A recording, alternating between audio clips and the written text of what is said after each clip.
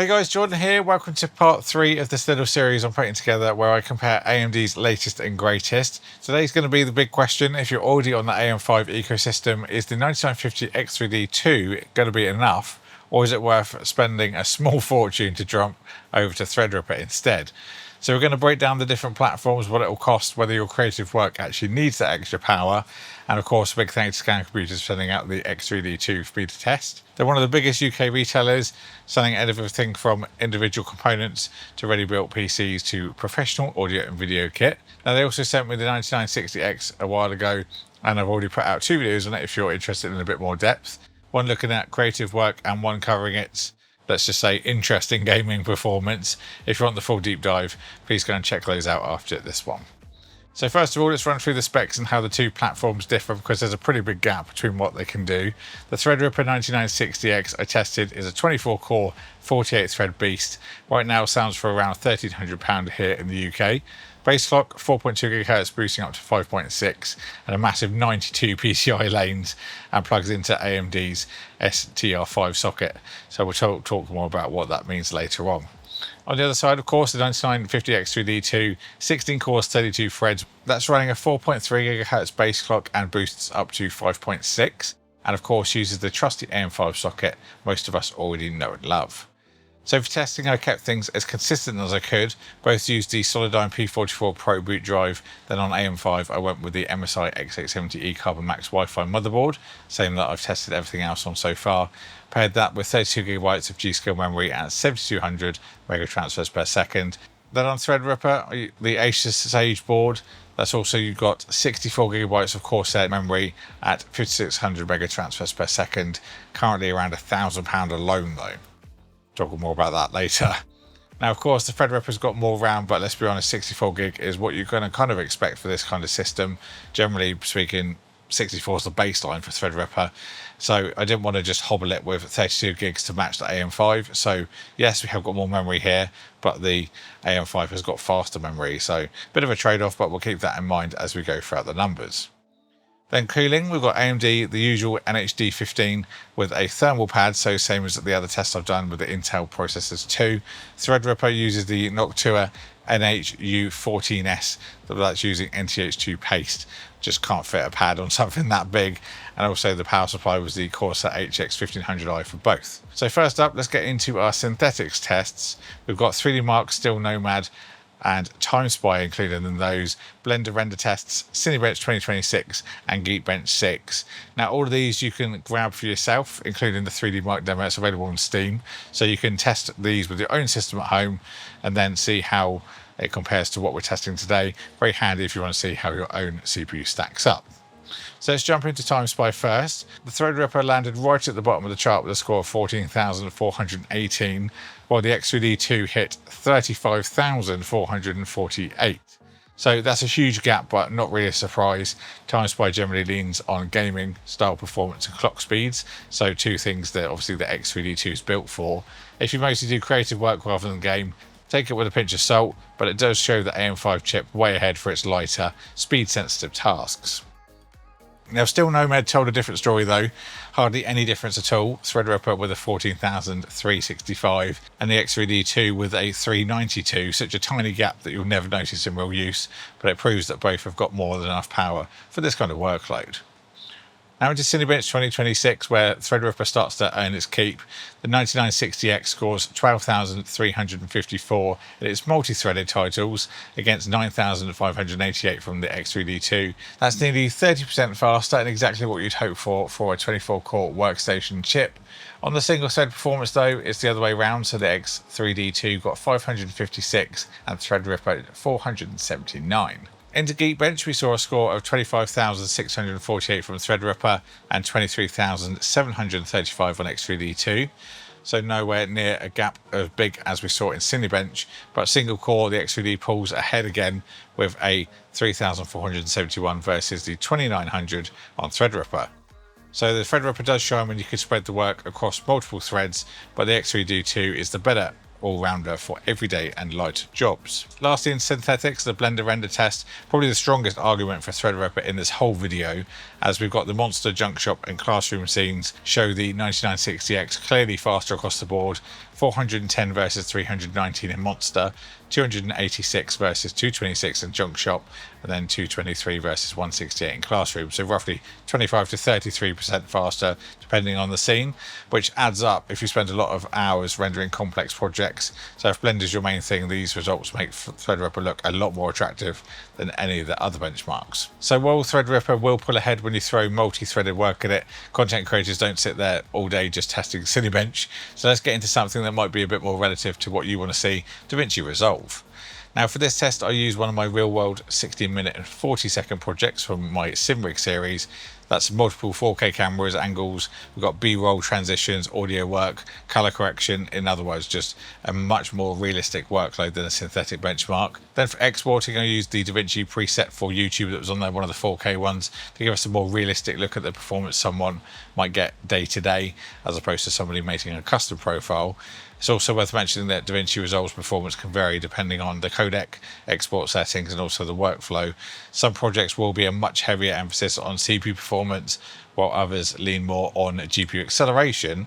As we'll see from these results, this particular workflow seems to favour the graphics card far more heavily than the actual processor itself. So starting with Threadripper and a single R9700, the Threadripper finished a render in 8 minutes and 53 seconds. Then the X3D2 with the same card in 8 minutes 46, so just 7 seconds between them. Then dual 9700 cards both did it much faster, the Threadripper in 6 minutes 24, then the X3D2 just 4 seconds behind at 6 minutes 28. Finally with an RTX 5090, Threadripper just took 3 minutes and 17 seconds, then the X3D2 3 minutes and 23, so 6 seconds difference.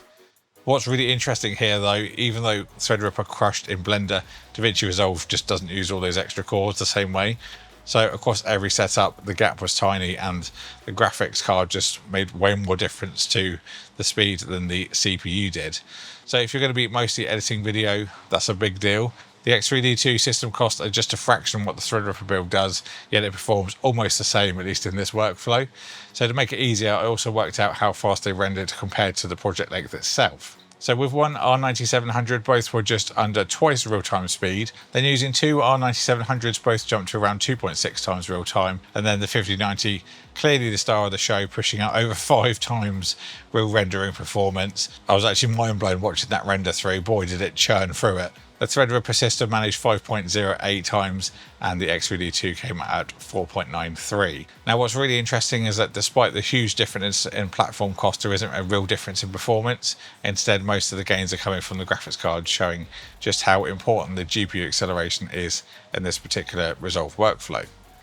So now moving on to temperatures, 9950X 3D2 came in at the top of the chart with a package temperature of 94.7. That's not really unusual though for a modern Ryzen processor, as they tend to push right up against the thermal limits to maximise the performance. Then the Threadripper came in a little bit lower there at 85.5. Now there are a couple of things worth mentioning here though. The cooling setup wasn't identical. First of all, the AM5 and Intel systems, as I mentioned, used a thermal pad to keep things consistent with my existing data, whereas the Threadripper has the NTH2 thermal paste on it.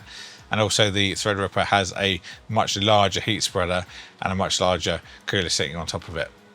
So while the result is definitely impressive, I wouldn't put all of that difference down to the actual processor itself. I'm looking to see if we can get some of those new Noctua thermal pads that have been announced when they're available, which should hopefully even the consistency and help things moving forward. So as for power consumption, we saw the Threadripper pull a peak wattage of 681 watts.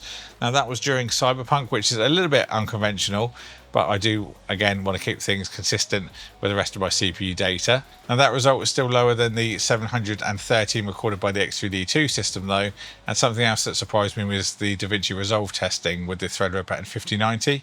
That peaked during rendering at just 458 watts, and considering the 5090 can pull up to 600 on its own, that's definitely a lot lower than I was expecting. That would also help explain why some of the Resolve renders ended up so close. Unlike Blender, Resolve simply isn't hammering the CPU hard enough to really let Threadripper stretch its legs.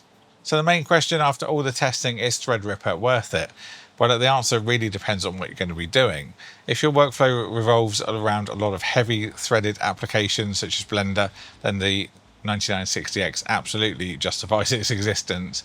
Across the Blender test, it rendered a substantial lead above the X3D2, and if rendering is something you're going to be doing day in, day out, then those time savings can really add up. However, once we moved to DaVinci Resolve, the story changed quite dramatically. Despite the Threadripper's additional cores and significantly higher platform cost, render times were just remarkably close across all the configurations, in some cases, as you saw, just a few seconds. Now, of course, one thing worth mentioning is that testing every possible combination of CPU, graphics card, and software just simply, unfortunately, isn't realistic. If I had every processor and every graphics card sat on the shelf, the number of combinations quickly just becomes enormous, and that's before you start introducing different applications, codecs, workflows, all of that stuff into the mix. What this video is really designed to do is hopefully provide a reference point for you. So if your workflow looks similar to mine, particularly if you're going to be doing DaVinci Resolve, maybe some Photoshop, then these results should give you a good indication of what to expect.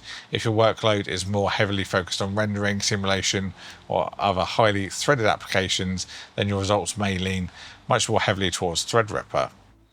Now, I always try to encourage people to look at multiple benchmarks rather than focusing on a single chart.